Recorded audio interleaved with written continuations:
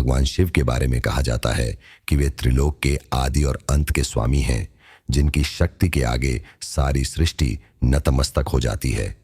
वे परम पावन और सर्वशक्तिमान माने जाते हैं, जिनकी कृपा से समस्त जीवों का कल्याण होता है। लेकिन क्या आप जानते हैं कि भगवान शिव का जन्म कैसे हुआ था? उनकी माता कौन थी और उनके पिता का नाम क्या था? उन्होंने शिक्षा कहाँ से प्राप्त की और किसे शिक्षा का उपदेश दिया? शिव पुराण के अनुसार भगवान शिव का कोई जन्म नहीं हुआ, क्योंकि वे अनादि, अनंत और स्वयंभू हैं। इसका अर्थ है कि भगवान शिव का कोई आरंभ नहीं है और वे समय, स्थान और कारण से परे हैं। जब सृष्टि का कोई अस्तित्व नहीं था और केवल असीम शून्यता थी, तब भी भगवान शिव विद्यमान थे।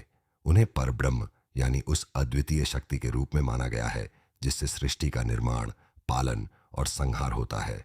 शिव को त्रिदेवों में से एक माना जाता है, लेकिन उनका स्वरूप ब्रह्मा और विष्णु से भिन्न और व्यापक है। वे आदि और अंत दोनों के स्रोत हैं। शिव पुराण में एक प्रचलित कथा के अनुसार सृष्टि की शुरुआत में ब्रह्मा और विष्णु के बीच यह विवाद हुआ कि उनमें से कौन श्रेष्ठ है। उनके विवाद के दौरान एक विशाल अग्निस्तंभ प्रकट हुआ, जिसे ज्योतिर्लिंग कहा गया। इस स्तंभ का न तो कोई आदि था और न कोई अंत। ब्रह्मा ने स्तंभ के ऊपरी छोर को खोजने का प्रयास किया, जबकि विष्णु ने इसके निचले छोर तक पहुंचने की कोशिश की, लेकिन दोनों असफल रहे। तभी उस अग्निस्तंभ से भगवान शिव प्रकट हुए और उन्होंने दोनों को यह समझाया कि वे ही सृष्टि के आदि और अनंत हैं। जबकि विष्णु पुराण के अनुसार जब भगवान विष्णु गहन ध्यान में लीन थे, तब उनके माथे से एक अत्यंत तेजस्वी प्रकाश निकला, जिसे तेज कहा गया। इस तेज से एक उग्र और शक्तिशाली देवता रुद्र प्रकट हुए।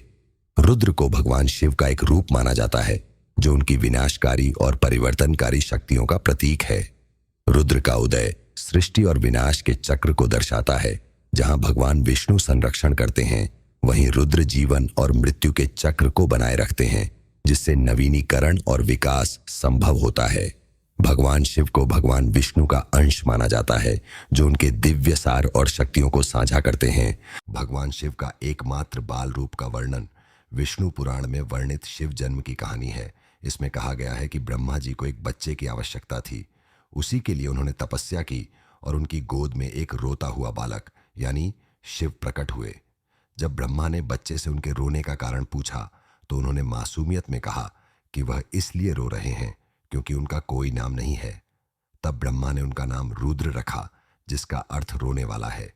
किंतु शिव ने रोना बंद नहीं किया और ब्रह्मा ने उन्हें दूसरा नाम दिया। वह भी शिव को पसंद नहीं आया। इसी प्रकार शिव को 8 नाम रुद्र, शर्व, भाव, उग्र, भीम, पशुपति, ईशान और महादेव पसंद नहीं आए। जब आकाश, धरती, पाताल समेत पूरा ब्रह्मांड जलमग्न था और ब्रह्मा, विष्णु, महेश के अलावा कोई देव या प्राणी नहीं था, उस वक्त केवल विष्णु ही जल सतह पर अपने शेषनाग पर लेटे हुए नजर आते थे। उसी वक्त उनकी नाभि के कमल से ब्रह्मा जी प्रकट हुए और जब ब्रह्मा विष्णु सृष्टि की बातें कर रहे थे, तब शिव प्रकट हुए, लेकिन ब्रह्मा ने उन्हें पहचानने से इनकार कर दिया। कहीं शिव रूठ न जाए, इस डर से भगवान विष्णु ने ब्रह्मा को अपनी दिव्य दृष्टि देकर शिव की याद दिलाई थी। जब ब्रह्मा को अपनी गलती का एहसास हुआ, तो उन्होंने शिव से क्षमा मांगी और अपने पुत्र के रूप में पैदा होने का आशीर्वाद मांगा। शिव जी ने ब्रह्मा की यह प्रार्थना स्वीकार की। ब्रह्मा जी ने सृष्टि की रचना शुरू की, तो उन्हें एक बच्चे की आवश्यकता पड़ी। तब शिव को अपना आशीर्वाद याद आया और वह ब्रह्मा की गोद में एक बालक के रूप में प्रकट हुए।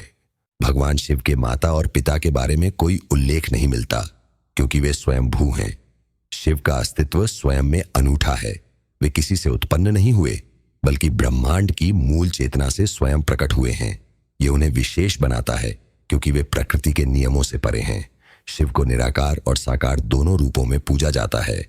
निराकार रूप में वे परब्रह्म हैं, जो शून्यता और ऊर्जा का प्रतीक है, और साकार रूप में वे त्रिशूल, डमरू और गले में सर्प धारण करने वाले देवता हैं। उनके अर्धनारीश्वर स्वरूप की भी अपनी विशेष महिमा है। इस रूप में शिव ने यह प्रदर्शित किया कि वे न केवल पुरुष तत्व का प्रतिनिधित्व करते हैं, बल्कि स्त्री तत्व भी उनके भीतर विद्यमान है। अर्धनारीश्वर रूप यह दर्शाता है कि सृष्टि में स्त्री और पुरुष दोनों समान हैं और एक दूसरे के बिना अधूरे हैं। शिव और शक्ति मां पार्वती के इस दिव्य मिलन को सृष्टि की उत्पत्ति का कारण माना गया है। शक्ति उनकी अर्धांगिनी है और उनके बिना शिव का अस्तित्व अधूरा है। इसीलिए शिव और शक्ति को जगत के माता पिता के रूप में भी पूजा जाता है। शिव को आदि योगी और आदि गुरु के रूप में भी जाना जाता है। वे योग, ध्यान और तंत्र के प्रवर्तक माने जाते हैं। उन्होंने संसार को योग का विज्ञान सिखाया, जो आत्मा और परमात्मा के मिलन का मार्ग है। शिव का संदेश स्पष्ट है, मनुष्य को अपने भौतिक जीवन से ऊपर उठकर आत्मा के सत्य को समझना चाहिए। ध्यान और योग के माध्यम से शिव ने सिखाया कि मोक्ष केवल आत्मज्ञान से प्राप्त किया जा सकता है। वे प्रथम गुरु हैं जिन्होंने सप्त ऋषियों को योग और ध्यान की शिक्षा दी, जिन्हें बाद में यह ज्ञान पूरी दुनिया में फैलाने का दायित्व सौंपा गया। इसी के साथ हम आपसे अलविदा लेते हैं। ओम नमः शिवाय।